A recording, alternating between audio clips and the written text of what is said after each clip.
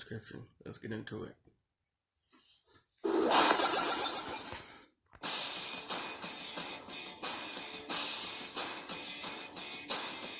Some of the greatest heroes of all are shunned by the very people they continue to protect. Basically the worst deal ever. Like Beast, the blue genius of the X-Men. And Goliath, the gargoyle who gives new meaning to the phrase toughest stone. He's Wiz and I'm Boomstick. And it's our job to analyze their weapons, armor, and skills to find out who would win a death battle. Mutation, the key to evolution. The process is slow, normally taking thousands of years. But every few hundred millennia, evolution leaps forward.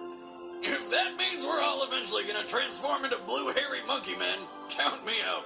Feared by most normal people, mutants generally begin to show signs of their uniqueness around puberty. Not so for Hank McCoy. Yeah, the instant he popped out, it was pretty clear that something was different about him. Namely the giant monkey hands and feet. That must have been rough on the way out. He better give dear old mom double the presents on Mother's Day. Though Hank successfully hid his mutation from the world throughout his adolescent life, he was eventually discovered and shunned.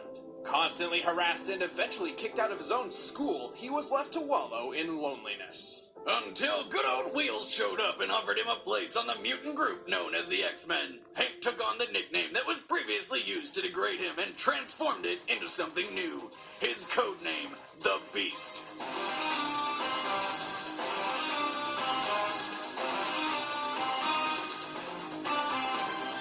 As an X-Man, Beast became an integral member of this uncanny team. His superhuman strength, speed, and durability let him go toe-to-toe with baddies like the immovable Blob and Kraven the Hunter.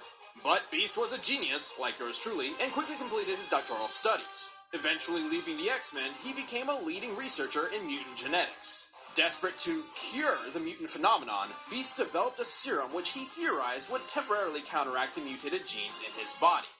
Except it kind of did the opposite. Poor guy, now he truly was a beast. This transformation wasn't all bad though. Fuzzy Beast could now lift over 10 tons, run over 40 miles per hour, and jump over 25 feet in the air.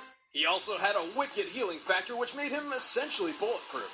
But this was nerfed dramatically from healing instantaneously to over a couple of hours when Quasimodo's experiments turned him blue. For a scientific genius, he never did quite figure out how to turn back to his old self.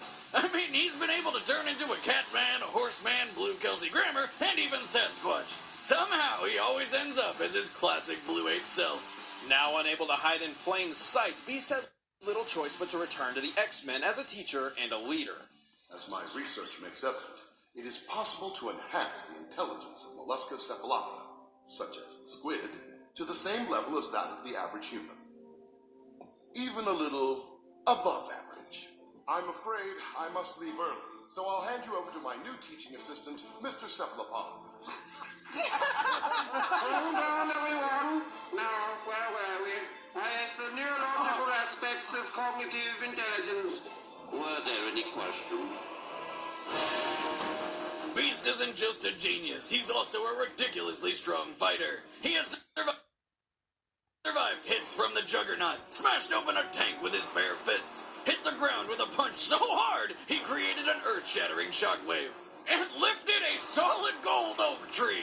A cubic foot of gold weighs approximately 1 ton. Comparing the diameter of the tree to Hank's height, it's reasonable to believe that this golden tree weighs at least 60 tons. Or a shit ton, to be precise.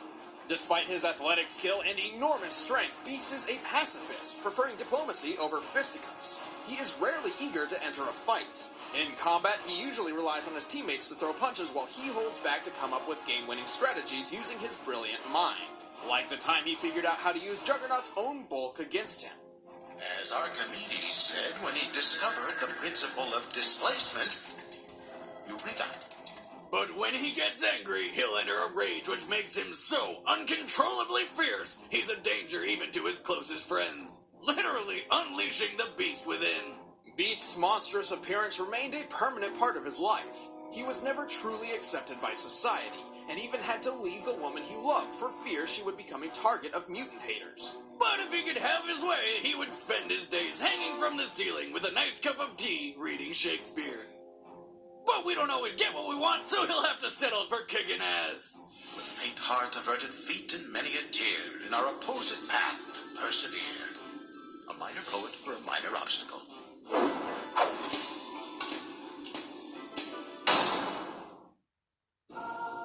1,000 years ago, superstition and the sword ruled. It was a time of darkness. It was a world of fear. It was the age of gargoyles. And badass cartoon intros! Stone by day, warriors by night, gargoyles used to be common throughout the world. Like the stone statues they inspired, gargoyles were known as protectors. Guarding their home and those inside was always their top priority. It's not every day your garden statue is also your top-billed bodyguard. Otherwise, I'd have a shitload more lawn gnomes. In the year 994 AD, a clan of gargoyles formed a symbiotic relationship with the humans of a Scottish castle. Using their superhuman strength, keen senses, and warrior spirit, the gargoyles defended the castle from invaders at night. In return, their human allies would watch over them during the day when they are most vulnerable, as gargoyles turn to solid stone in daylight. The gargoyles were led by Goliath, a creature with a voice so sexy it makes humans turn to stone. If you know what I'm saying. You are trespassing. Unfortunately, due to their beastly appearance, Goliath's clan eventually faced unjust prejudice from the very humans under their protection. We are most seriously displeased to allow beasts in the dining hall. These are unnatural creatures. No good can come from associating with them. If that wasn't bad enough, Goliath was betrayed by his closest human friend, causing nearly his entire clan to be smashed to bits. Then the few that did survive were magically sealed in stone forever by a misinformed wizard. Talk about a shitty Monday. Sealed in stone forever, or until one very specific, seemingly impossible criteria was met. The terms of the spell were that they would sleep until the castle rises above the clouds. And when he says above the clouds, he means it literally. So, stone they remained for 1,000 years until, in 1994, some billionaire with a name that sounds like an antidepressant just happened to be crazy enough to try something. Xanatos moved every last stone of the ancient castle to the top of his New York skyscraper, which happened to poke above the clouds. The cost of which must have been astronomical. Don't disappoint me.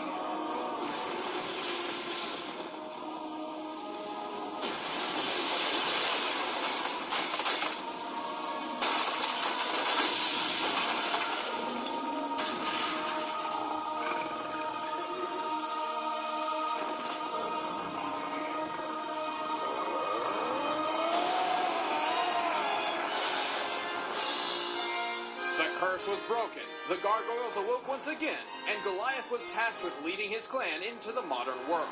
Despite being completely out of his element, Goliath adapted surprisingly fast. You mean he was texting and watching cat videos in no time? No, this was the 90s. Oh, so he wore crazy colored clothing and used nonsensical description words like bodacious, radical, or... Jalapeno. Jalapeno. Jalapeno. Jalapeno. Jalapeno.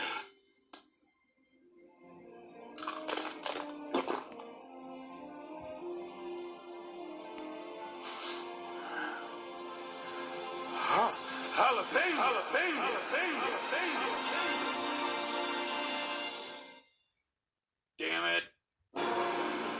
Turns out Goliath was naturally suited to traverse the broad expanse of the city with his enormous wings. Though to be clear, Goliath insists that he can't fly, only glide on the wind. Which I insist is bullshit. What else would you call what's happening right here other than frickin' flying? Regardless of wind direction and speed, it seems Goliath has no trouble gliding wherever he wants to go. He only has issue taking off from the ground, requiring an elevated point to start from. Good thing he can scale giant skyscrapers from ground level without breaking a sweat. Goliath is strong enough to lift a car, create a small earthquake, and tear through steel with his bare claws, like it was wet paper. He's fast enough to keep pace with foes who use rocket-powered flight, and he's tough enough to survive a fall over 100 feet. He was even able to keep gliding after being shot by a Nazi plane's machine gun while fighting in World War II. He traveled through time. It was weird. Goliath may look like a brutal monster, and he certainly can be when he goes into a rage. However, he's actually rather clever and wise. He was able to outsmart Oberon, who is practically an all-powerful magical god. And when Goliath's not leading his clan into battle or struggling to have a relationship with a human detective, boundaries! He's usually holed up in his castle's library, reading. Wise and powerful, Goliath is a true force of nature. For 12 hours of the day. Right, the other 12, he's a motionless stone statue, making him a pretty easy target. Even when he's awake, Goliath often puts himself in danger for the sake of others, regardless of the risk. Hey, he's managed to survive for over 1,000 years, and believe me when I say, you do not want to be on this gargoyle's bad side. My name is Goliath, and I belong to no one. Stop whining. A gargoyle doesn't whine. He roars!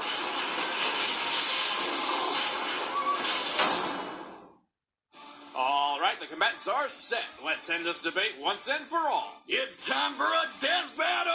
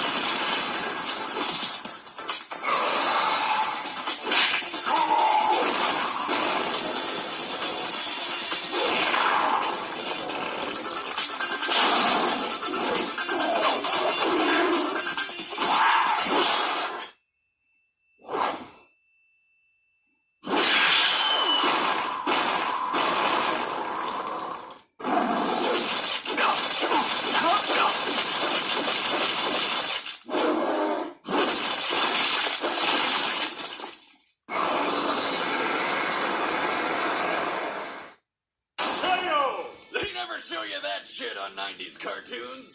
Beast and Goliath were pretty even in terms of strength and speed, making this more so a battle of wit and experience. Beast was always more of a team player, preferring not to fight directly unless absolutely necessary.